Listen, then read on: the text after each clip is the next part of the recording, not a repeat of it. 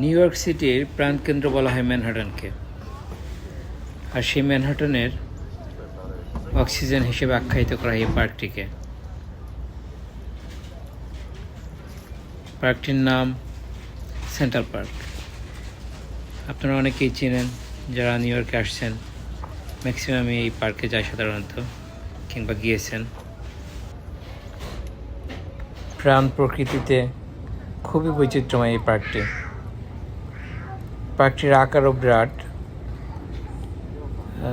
যারা জানেন তারা জানেন, আমি যারা জানে না তাদের জন্য বলবো, পুরো ম্যানহাটন সিটিটাকে আসলে এই পার্কটি বেষ্টিত, অর্থাৎ মাঝখানে পার্কটি রয়েছে এবং এই পার্ককে ঘিরে চারপাশে পুরো ম্যানহাটন সিটিটা ছড়িয়ে ছিটিয়ে আছে। এখানে দেখতে পাচ্ছেন পানি স্প্রে করা হচ্ছে পার্কটিতে,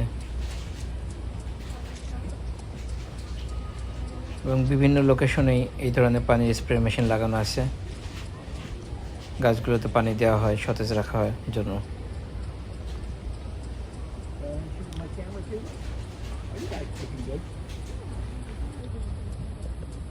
এই পার্কগুলোর সৌন্দর্য এক এক সময় এক এক রকম। আপনি যখন সেপ্টেম্বর অক্টোবর আসবেন দেখবেন পার্কের যে গাছগুলো আছে গাছগুলোর পাতা সবুজ থেকে হলুদ হয়ে গেছে এবং অন্যরকম একটা সৌন্দর্য ক্রিয়েট করছে প্রকৃতিতে। নভেম্বরে যেহেতু পাতা ঝরে যায়, অর্থাৎ ঠিক আপনি এই সেপ্টেম্বর অক্টোবরের ঠিক 2 মাস পরে আসেন, অর্থাৎ ডিসেম্বর কিংবা জানুয়ারিতে, দেখবেন যে আপনি গাছগুলো শূন্য হয়ে পড়ছেন, পাতা শূন্য, চারিদিকে স্নো ছড়িয়ে ছিটিয়ে পড়ে রয়েছে। এটা একটা পন্ড আসলে।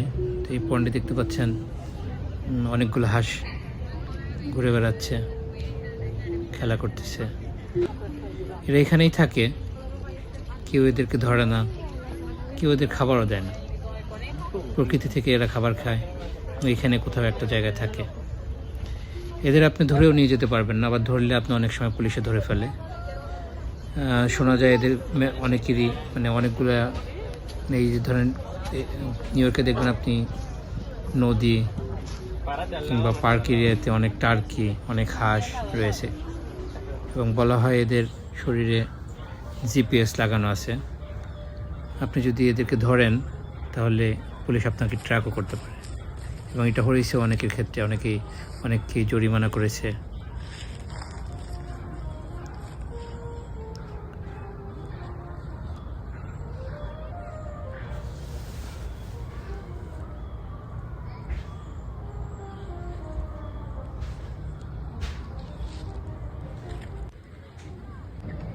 প্রকৃতি আসলে সুন্দর।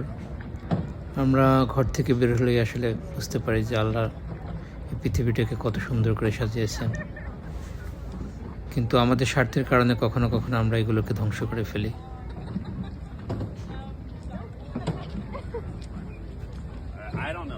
নিউ ইয়র্কে যারা আসে তারা ম্যাক্সিমাম এই সেন্ট্রাল পার্কে ঘুরতে আসে।